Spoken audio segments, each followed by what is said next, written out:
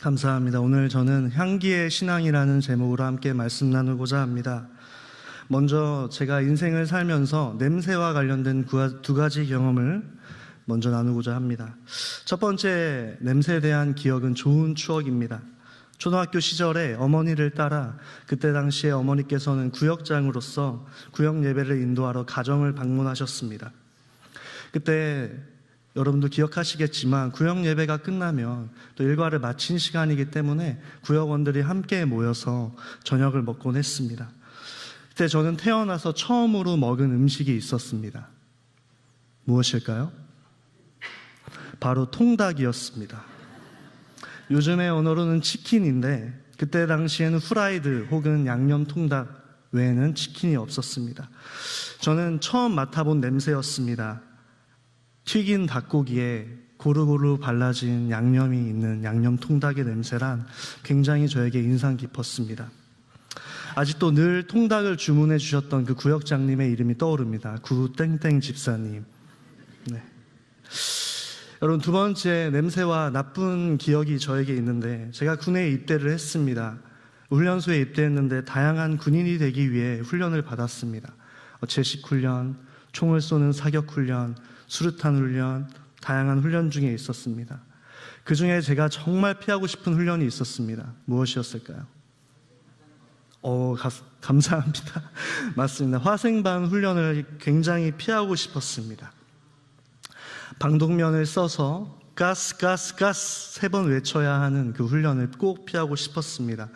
왜냐하면 CS탄, 쉽게 표현하면 최루탄의 그 냄새 때문에, 고추에 캡사이신이 가득한 공기에 가득한 그 냄새 때문에 저의 눈물과 콧물이 다 쏟았다는 기억이 있었기 때문입니다. 여러분, 저는 그 특유의 냄새가 아직도 잊혀지지 않습니다. 그 CS탄, 최루탄. 성도 여러분, 이처럼 냄새는 기억을 남깁니다. 특별히 좋은 냄새와 나쁜 냄새가 있는데, 좋은 냄새는 사람으로 하여금 좋은 인상과 기억을 남겨주지만, 반면에 나쁜 냄새는 사람에게 좋지 않은 인상과 기억을 줍니다. 성도 여러분, 오늘 본문을 보면 사도 바울은 냄새와 향기라는 단어를 반복적으로 사용하며 말씀을 풀어가고 있습니다.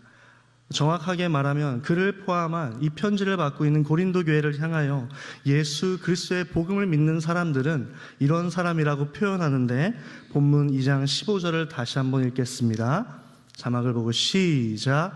우리는 구원받는 자들에게나 망하는 자들에게나 하나님 앞에서 그리스도의 향기니. 아멘.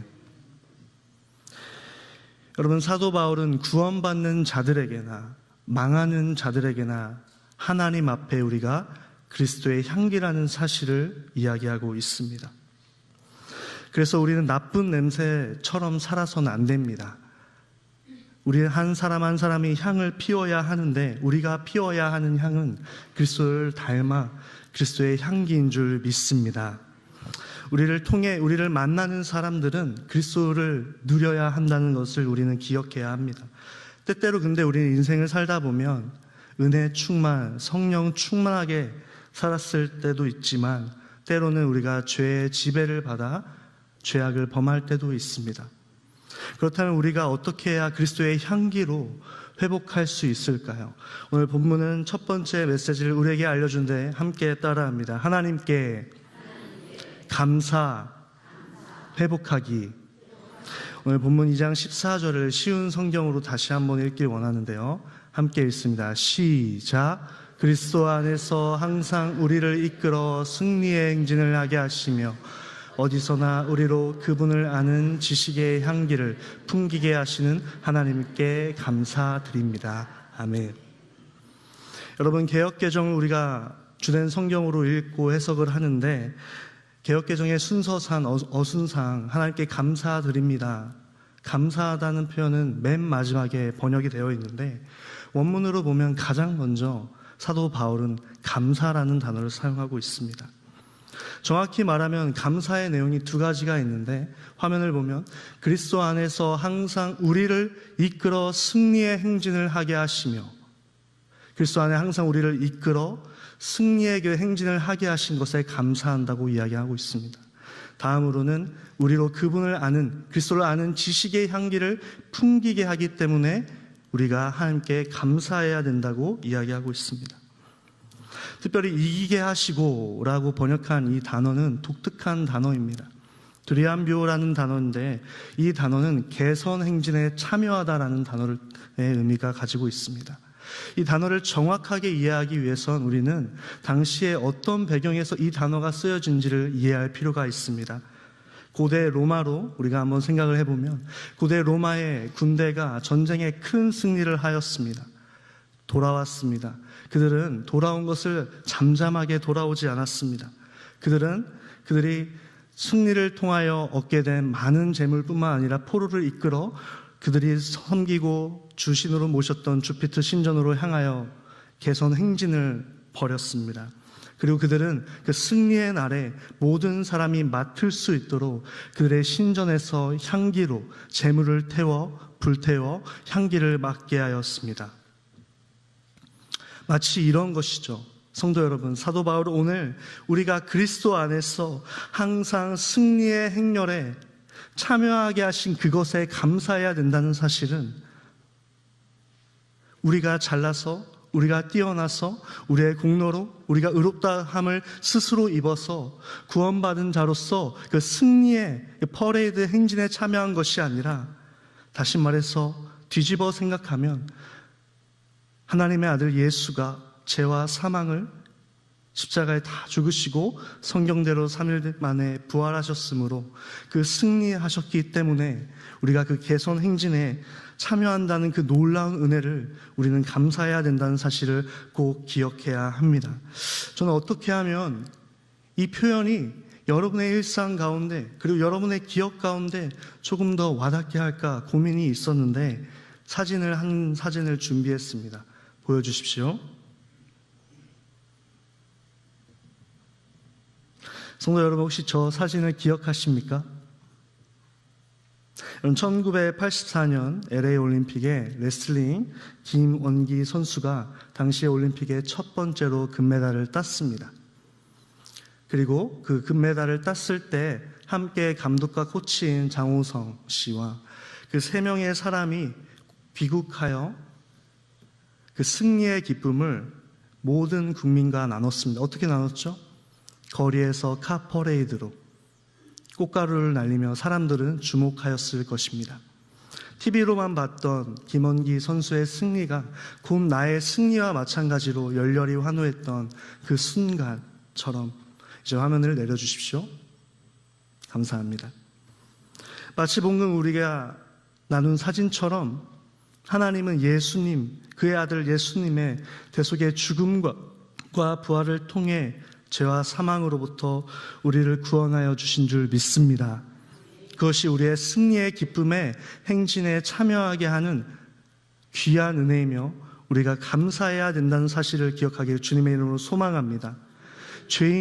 우리는 그 죄인으로서는 그 승리의 행진, 퍼레이드에 도저히 참여할 수 없습니다. 하나님의 은혜로 구원받은 존재여야만이 그 승리의 행진에 참여할 수 있는 은혜를 누리는 줄 우리는 기억해야 합니다. 그래서 이사야 12장 1절과 2절에서는 그 선지자는 하나님의 구원, 하나님이 우리를 구원하신 것에 대해 다음과 같이 노래하는데 함께 읽겠습니다. 시작. 그날에 내가 말하기를 여호와 주께서 전에는 내게 노하였사오나 이제는 주의 진노가 돌아섰고 또 주께서 나를 아니하시오니 내가 주께 감사하겠나이다 할 것이니라. 보라, 하나님은 나의 구원이시라. 내가 신뢰하고 두려움이 없으리니 주 여호와는 나의 힘이시며 나의 노래이시며 나의 구원이심이라. 아멘. 그대로 자막을 띄워주십시오. 여러분, 이사야 선지자는 그날에 네가 말하기를 여호와 주님이 전에 이스라엘의 죄악 때문에 노하셨지만 이제는 그 주의 진노가 돌아섰고 또 주께서 나를 아니하시고 그래서 내가 주님께 감사하겠나이다. 보라, 하나님은 나의 구원이시라. 내가 신뢰하고 두려움이 없으리니 주 여호와는 나의 힘이시며 나의 노래이시며 나의 구원이심이라. 아멘. 선지자는 노래하고 있습니다. 보라, 힘내, 하나님은 구원이시다.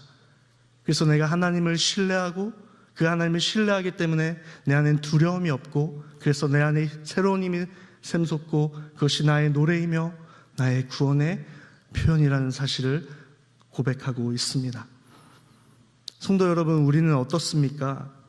이사야의 선지자의 이 노래처럼 두 구절이지만 정말 하나님이 나를 구원하신 것에 정말 감사하며 올해 절반을 살아왔는지 우리는 점검해야 합니다.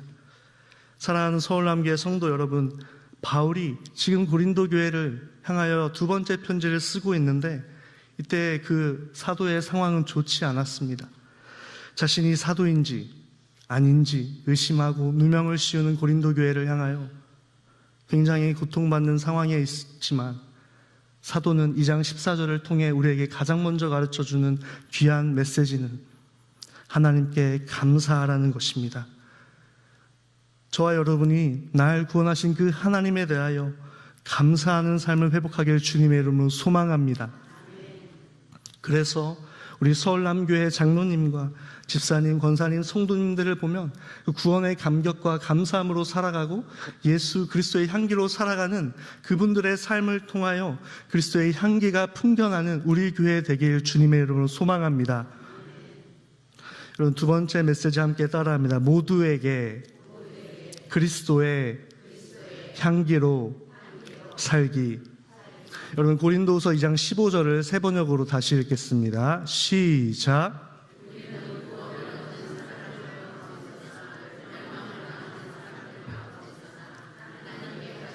그리스도의 향기입니다. 아멘. 계속해서 바울은 정확한 표현으로 구원을 얻는 사람들, 예수님을 믿는 구원받은 그 사람들 가운데서나 멸망을 당하는, 예수를 믿지 아니하고 인정하지 아니하고 복음 듣기를 거부하는 그들 가운데서나 우리는 하나님께 바치는 그리스도의 향기라고 분명하게 표현하고 있습니다. 성도 여러분, 그렇습니다. 우리는 신자이거나 불신자이거나 그 모두 앞에 그리스도의 향기로 살아가야 되는 존재인 줄 믿습니다. 제가 이 말씀을 문법적으로 보니까 우리 구원을 얻는, 망하는 모든 세 단어가 현재 시제였습니다.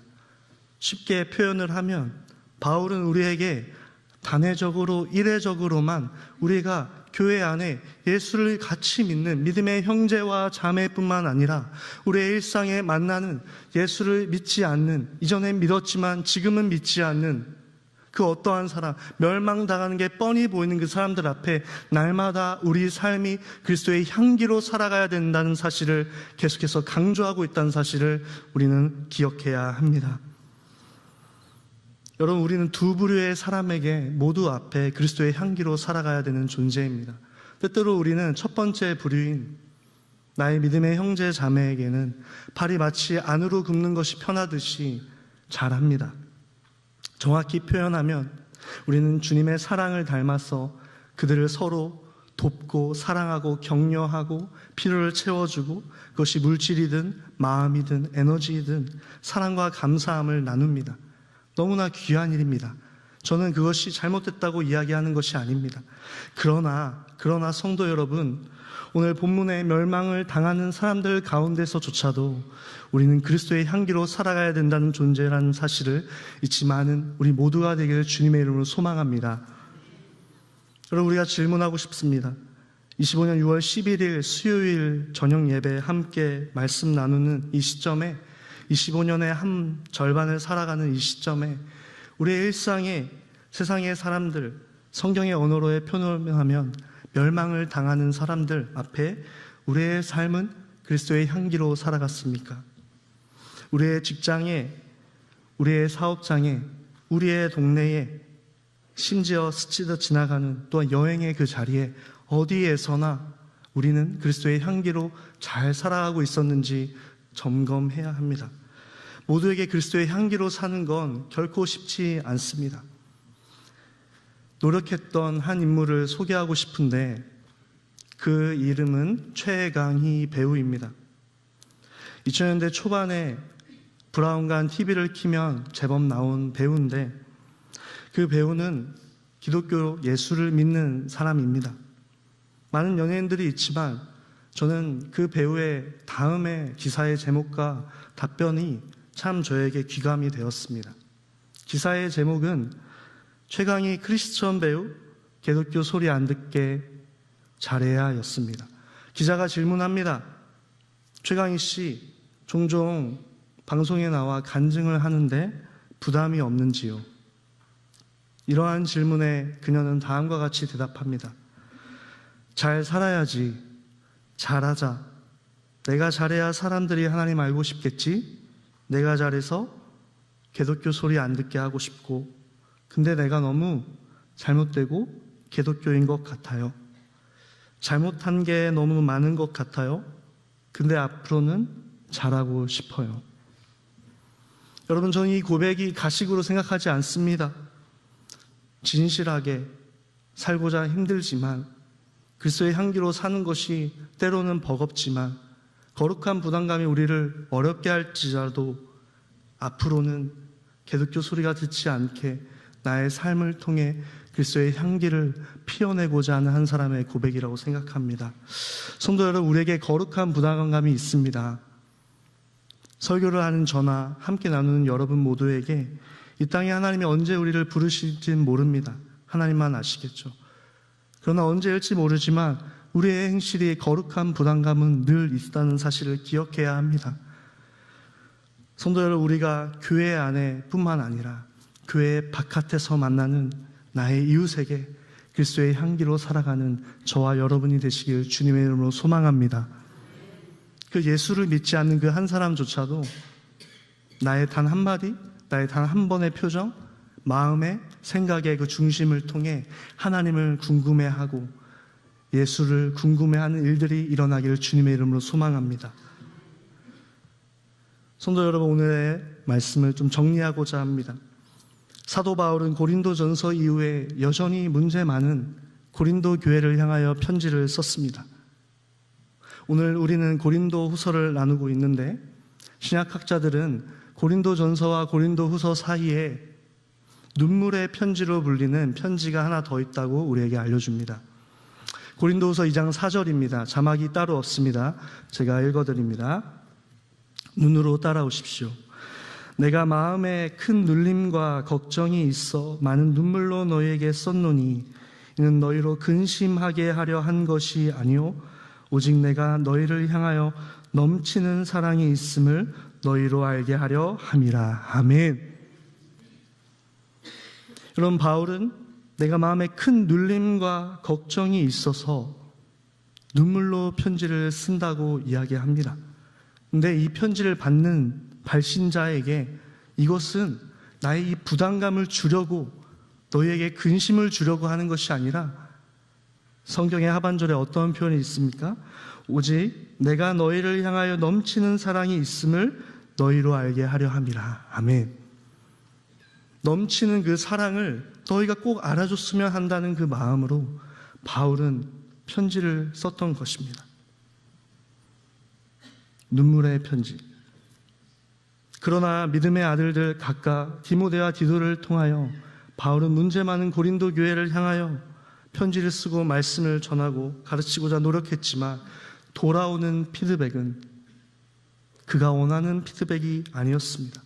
여전히 고린도 교회는 교만하여 바울의 사도성을 의심하고 누명을 씌우고 그의 가르침을 받으려고 하지 않았습니다. 그래서 오늘 본문의 12절, 13절 앞구절이 있는데요, 바울은 이런 표현을 합니다. 내가 그리스도의 복음을 위하여 드로아의 이름에 주 안에서 문이 내게 열렸으되 내가 내 형제 디도를 만나지 못함으로 내 심령에 편하지 못하여 그들을 작별하고 마게도냐로 갔노라. 아멘. 바울은 그리스도의 복음을 위하여 드로아로 갔지만 주 안의 문이 열렸습니다. 그러나 막상 가보니 믿음의 형제인 아들인 디도를 만나지 못하여 마게도냐로 길을 돌렸습니다. 성도 여러분, 정리하면 사도 바울은 오늘 고린도 후서를 통해요, 그러나 좋지 않은 상황, 자신이 그렇게 긴 전서를 썼고 중간에 눈물의 편지를 썼지만 그럼에도 불구하고 여전히 교만하여 죄악을 범하고 있는 그 믿음의 형제 자매들을 향하여 가장 먼저 고백하는 표현은 책망하는 것이 아니라 자신과 그들이 고백하는 표현, 항상 그리스도 안에서 우리를 승리케 하시는, 우리로 하여금 예수 그리스도의 지식을 통하여 향기를 풍기게 하시는 그 하나님께 감사해야 된다는 사실을 우리에게 알려주고 있습니다. 성도 여러분, 그렇습니다. 이것이 그리스도의 향기의 신앙을 가진 사람의 삶입니다. 그리스도인은 죄인인 날 구원하신 그 하나님의 은혜에 감사하는 사람입니다. 더 나아가 그리스도의 승리의 행진에 참여케 하시는 그 하나님께 감사하는 사람인 줄 믿습니다. 그리스도인은 신자다, 불신자나, 믿음이 있는 자나 믿음이 없는 자 모두에게 그리스도의 향기로 살아가는 존재인 줄 믿습니다. 설교의 마지막을 제가 좋아하는 연탄길의 이철환 작가님의 연탄길 3번째에 나온 작은 이야기로 마치고 싶습니다. 여러분 기억나시나요? 연탄길. 이야기의 소제목은 세상에서 가장 아름다운 꽃들입니다. 짤막하지만 이 상황을 이해하셨으면 좋겠습니다. 다행히 태호는 오른쪽 팔꿈치에 금이 갔을 뿐이고 깁스하고 며칠만 안정을 취하면 된다고 한다. 태호가 무사할 수 있었던 것은 진호가 급한 마음에 동네 아줌마들을 불러 모았고 아줌마들은 장로 속에 두꺼운 이불을 꺼내서 미리 땅바닥에 깔아놓은 덕분이었다.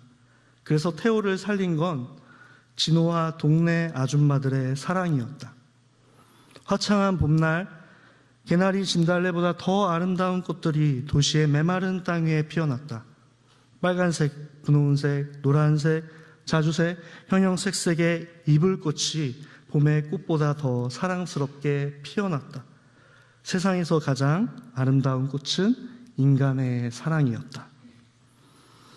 여러분, 한 가정에 일어난 상황입니다. 엄마인 정희 씨가 베란다에 창문을 활짝 열고 따뜻한 봄날에 이불을 말리려고 창가에 하나하나 널었습니다. 그러한 상황 가운데 첫째 아들인 진호는 자신의 생일 선물을 사달라고 이야기합니다. 정희 씨는 그 이야기를 듣고 도보로 10분 거리에 문방구를 다녀오려고 합니다. 문방구에서 장난감을 사서 돌아오는 길에 뒷골목을 돌아서는데 3층에 집 창문 밖 앞에 5살 된 둘째 아들 태호가 매달려 울고 있는 것입니다. 엄마가 오는 걸 보겠다고 식탁 의자 위에 올라가 베란다에 나아갔던 것입니다. 여러분, 정희 씨는 급히 집에 들어갔습니다. 그 순간 태호는 베란다 밑으로 떨어지고 만 것입니다. 놀란 나머지 급히 내려갔습니다. 정말 신기한 건 119가 이미 와 있고 태호의 울음소리가 여전히 들려 있는 것입니다. 여러분, 태호가 무사할 수 있었던 이유는 첫째 아들 진호가 급한 마음에 동네 아줌마들을 다 불러 모은 것입니다. 아줌마들이 각자 집에서 그래서 장롱속에 봄날이지만 겨울에 덮고 자는 두꺼운 이불들을 다 꺼내와 미리 땅바닥에 깔아놓은 것입니다. 그 아이가 추락하기 전에 이미 기다려 있었고 떨어졌을 때는 그 두꺼운 이불 더미에 둘째 태호는 떨어져서 살 수 있었던 것입니다. 사랑하는 서울남교회 성도 여러분, 세상에서 가장 아름다운 꽃은 인간의 사랑입니다.